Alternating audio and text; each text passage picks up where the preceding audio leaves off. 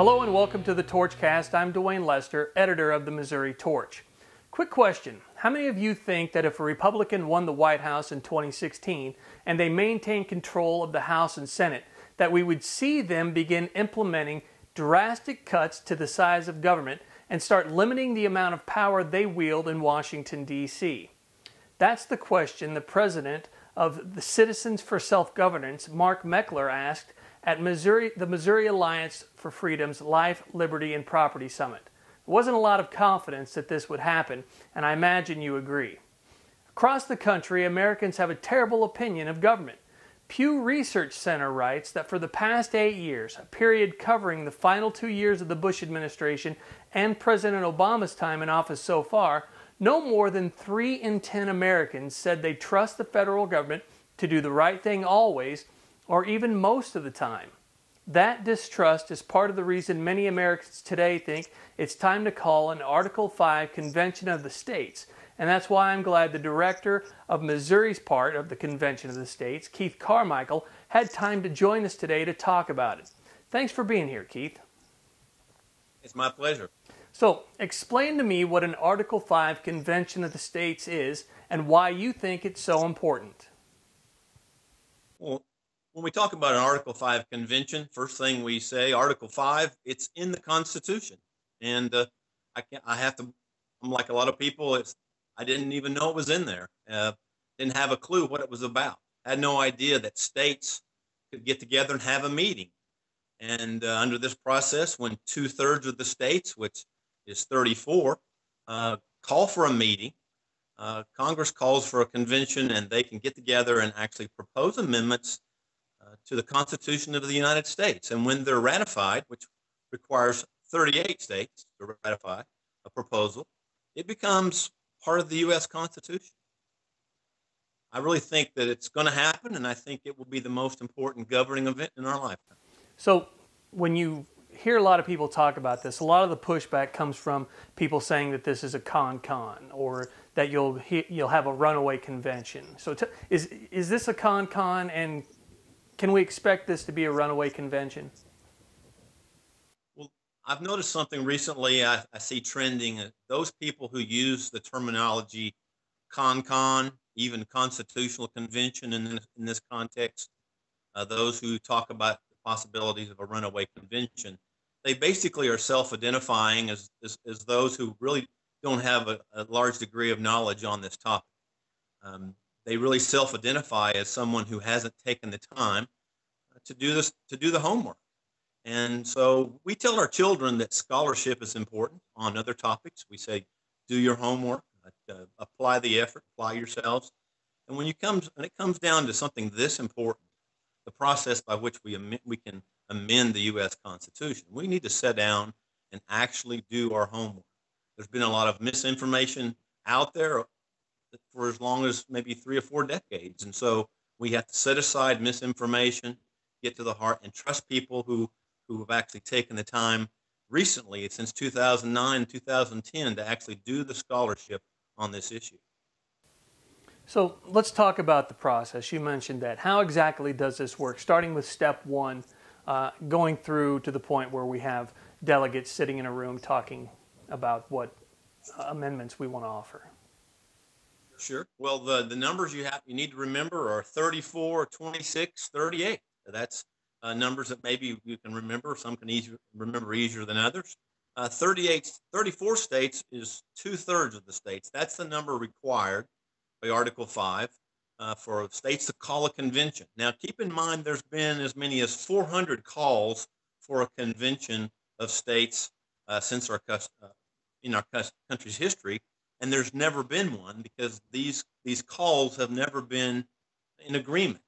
And so this call must be in agreement.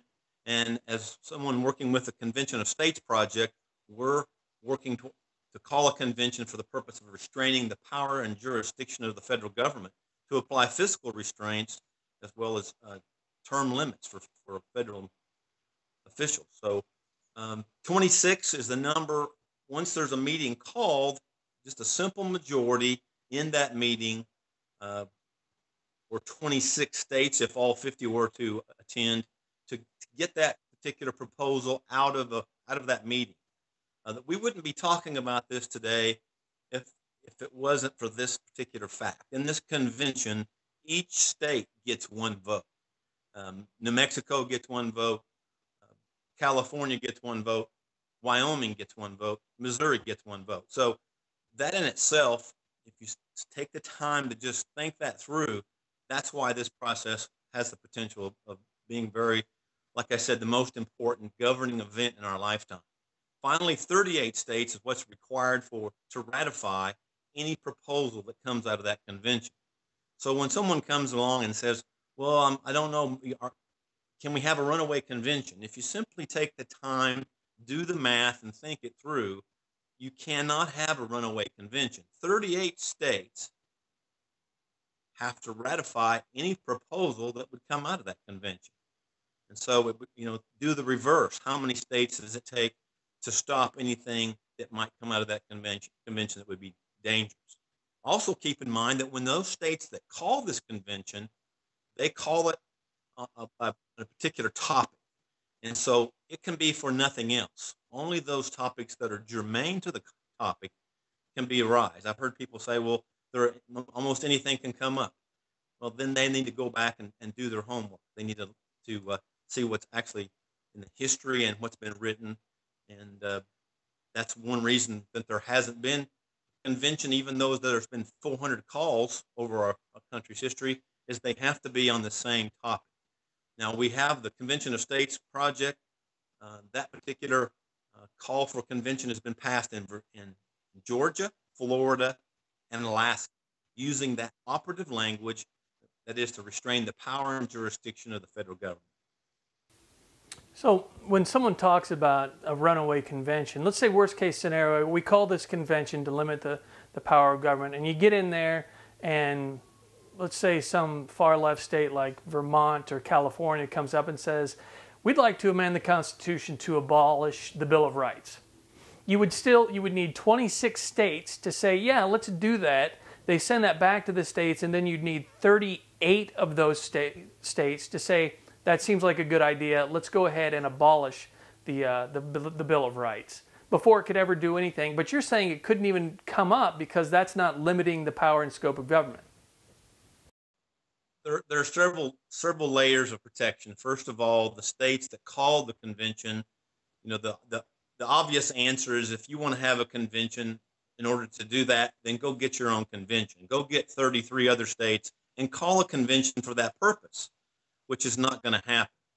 Those who call a convention for a particular purpose then are going to write home and say, well, I know that we proposed and we said we're going to do this, but we're going to come back and ask you to ratify something different. That's not going to happen. And you're exactly right. It takes 26 states, but more than that, if someone decides to be a knucklehead, and that's kind of how I characterize it, they're going to have to find not an individual from 25 other states. They're going to have to find whole caucuses, because even though those states get one vote per state, they're going to have to caucus. They may bring 5, they may bring 11, they can bring as many commissioners or delegates as they like, but they only get one vote. And so a runaway convention is, on several levels, just not going to happen. It's not going to happen because of the limit of the call. It's not going to happen because of germaneness. There are things that we understand, that there are things when we're having a meeting about A, then B is not germane. We understand the concept of germaneness, and it just will not be allowed to come up. And even if it was, let's just set all those things aside, and let's say a proposal that maybe is a knucklehead proposal comes out of the convention. It's absolutely nothing except a proposal. It's not hardly worth more than the paper it's printed on until it's been ratified by both houses of 38 states. Now, if we're talking about Nebraska, then there's only one there, but we're talking about 75 individual bodies would have to ratify this, and only one body in 13 states can stop it. So a runaway convention is, like I said, those who use that terminology, that of CONCON, that of constitutional convention, simply we're finding at this point in the discussion, they're self-identifying as themselves as those who really don't, that don't have adequate knowledge on the topic. So if we do this in Missouri and we do it across the country, how are the delegates chosen? How are delegates chosen? That's a great question, and it depends on the state. We have to go back to the very beginning of this process, the history of the process, and remember that this is a meeting of sovereign states. And so when we say that, we need to stop and think about what we're saying. New Mexico can select its delegates any way New Mexico wants to as a sovereign entity. We're in Missouri. We have nothing to say about how Wyoming selects its delegates. They can have, or how many delegates that Nebraska wants to send. That's up to that sovereign entity, that sovereign state. And so when someone comes along and they say, well, one of the problems I see with this is we just can't control it. Well, just stop and think about what you just said. Do you want to control it? Or do you want to let the people we the people have the final say through their state legislatures? Not being able to control it is actually a good thing. That means that if you can't control it, nobody else can either. I mean, you might be able to, they may control one delegate here or one delegate there, or maybe they can control the whole state delegation, but they can't control all the commissioners and all the committees, that is, all those groups coming from the states. And so it's one of the purest forms of self-governance there is. If someone gets on this, I mean, we've seen this with Common Core here in Missouri, where we've had these committees, these commissions put together. There are people on the commission that the powers that be no longer want them on there, but they're saying they can't be removed. So if someone gets appointed as a delegate, they go to the Convention of the States, and they go there and they start proposing things that are the exact opposite of what they're there to do. Are there any consequences for those guys, and how are they removed? Absolutely. You need to think of this. Once again, this is a meeting of sovereign states, and those states can make allowances. They can actually, these folks that go to the convention are not called delegates. Actually, they're called commissioners, and there's a reason for that. They attended, there's been over 34 conventions in our country's history that, actually 22 before the founding and numerous since. We have it in history. These folks who come to this meeting are sent with commissions. They come named, and they come and select their chairman. And the first thing that they do is decide what are you here for, and what do you have the power to do. Their commission will allow them and limit them to not only to vote on those items that are part of their commission. And so they're limited in that way. And not only that, but a number of states have enacted what we call companion legislation that allow for the removal. And it just goes right along. It fits right in the historical record. Those commissioners that would go outside their commission can be immediately removed and brought back and replaced. And that's, once again, we begin thinking in terms of sovereignty of a state. They can bring their commissioners home and send someone else in their place. Is there any kind of legal ramifications? In some states, they can actually go to jail. I know in Missouri, in the companion bill that accompanied HCR 41 this last year, in Missouri, they could be, actually, it's just the same as committing perjury, and they can never hold office again, state office. Wow. Or public so office. How successful has this been on a national level? Once again, the states that have passed this exact language are in Georgia, Florida, and Alaska. And I say it's all really been in pre-season. You stop and think about it. We didn't have membership. We didn't have plan. We had simply an idea. And a number of states took that, even in pre-season this last year in the session, and went forward with it and passed it, and showed that there are a number of states that are ready right now to stand up and take back the power that they have. I want to just let state legislators know you have a duty under the federal Constitution. You have a responsibility under the federal Constitution to do this. And think for a moment, how historical this would be. Think about if in all of our country's history, a president had never vetoed a bill, and then in this next few weeks, he or she's going to do that.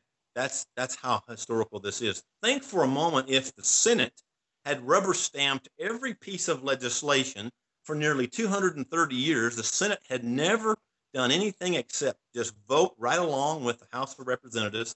And then in this session, they're going to vote no, or they're going to vote against. They're going to have a mind of their own and take their place in the balance of power. That's how monumental this process is and can be if state legislators stand up and realize their duty under the U.S. Constitution. What can we look for this year in Missouri?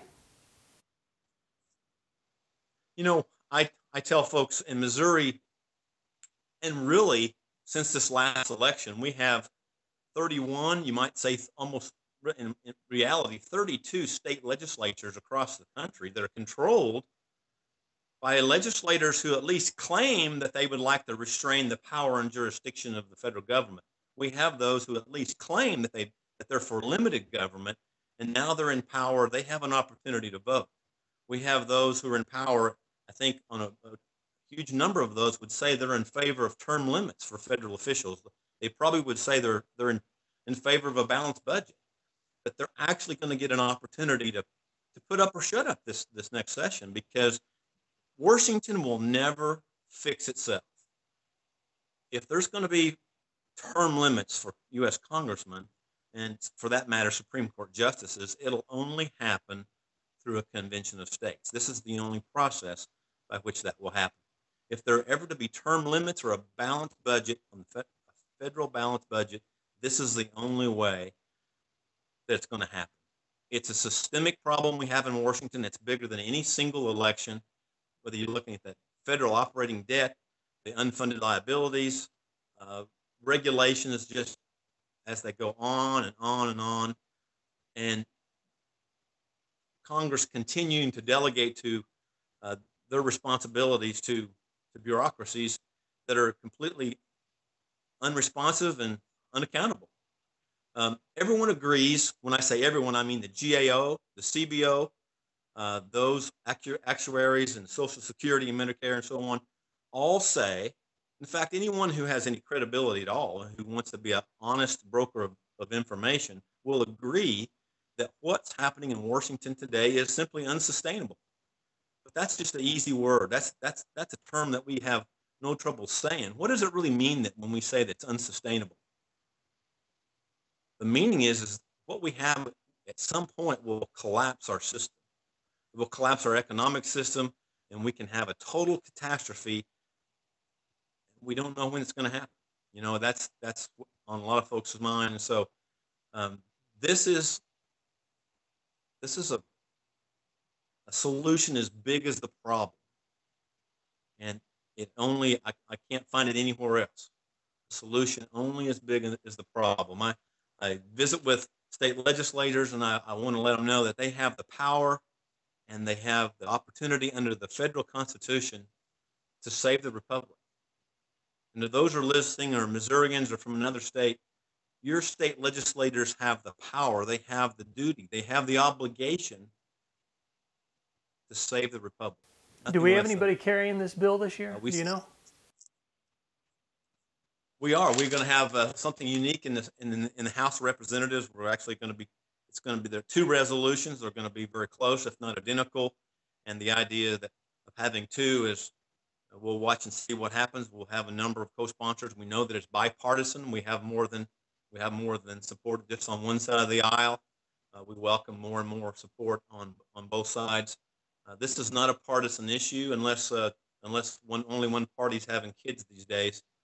And only one party wants to have our representation and the decisions made here in the state. Folks who might want more government, it all comes down to who decides and where will those decisions be made. Are they going to be made in Washington? Or are they going to be made in Jefferson City and Topeka? Is this something that Nixon could veto? Absolutely not. You know, the Article 5, the text is clear.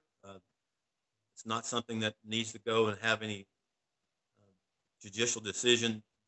This simply goes around. It's designed to go around the governor. It goes around the president, goes around the Congress. And that's how it's That's exactly how it was designed and the reason for it was designed.